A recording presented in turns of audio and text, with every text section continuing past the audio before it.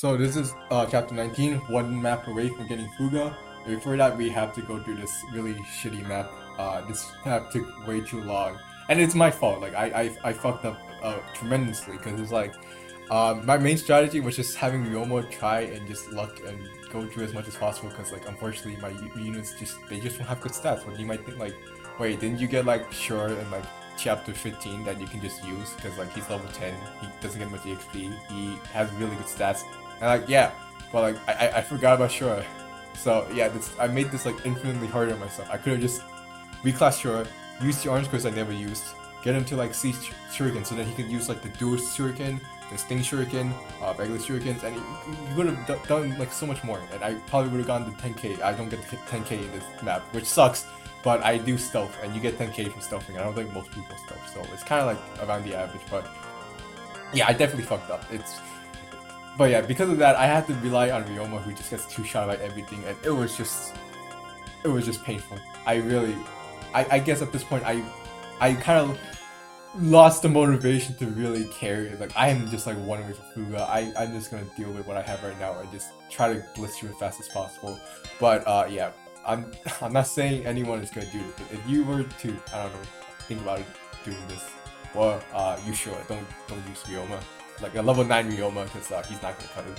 He won't be able to go through. Because the thing is, like, when you're at the bottom here, it's like every like freaking turn, there's just like reinforcements coming and coming, and like the old two-shot Ryoma, and like Xander can't kill them either, and it's just very painful. Especially the paladins and great knights, because they have lances and they do lots of damage and they have good poke. Wait, I'm also going through this top section here because obviously I can't kill the boss. If I can't get 10k, I can't reach the boss either. So I have to escape normally. So yeah, this bottom section is just trying to get as many items as possible because yeah, money is good because like this game doesn't give you any money. Like it's ridiculous. Like I'm pretty sure like the money you get is like from chapter 9 to like 15 or something like that. It's like there's this huge gap. It's like this. I don't understand why. It's like. Isn't this the kind of money gap you expect from like Conquest or like fucking Revelations? And even if you like grind money, like you don't get that much because like you have to pay like 1,000 every time you want to open a place, and then you only get like 1,000 back. Well, okay, so like 900 something, and you get 1,000 back, so you get like $40 from that trip. Good job. But yeah, and also I use Xander for this top part because it's just much easier and the enemies are not as strong, I think. So yeah, Xander can handle it, and I don't want to use Ryoma for both sides because if Ryoma gets hits in the top, then it's gonna affect the bottom. It's gonna just ruin the reliability because then he can only survive one hit. So yeah, but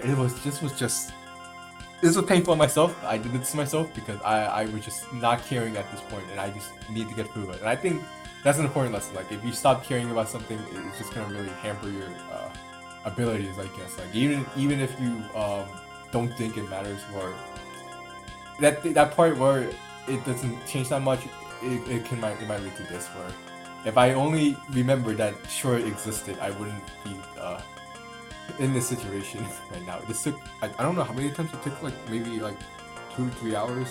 I remember one time I messed up with the escape because I never escaped with this fight. I usually just kill the boss, but when I learned that like it can't just be like one unit leaving, it has to be like all the units leaving, and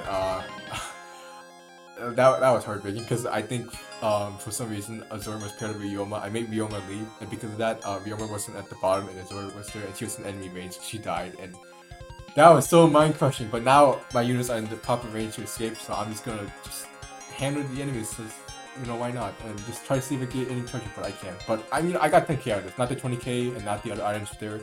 But they don't really matter that much. They're only for gold. And I do have enough gold for the rest of the game. So it's not a big deal.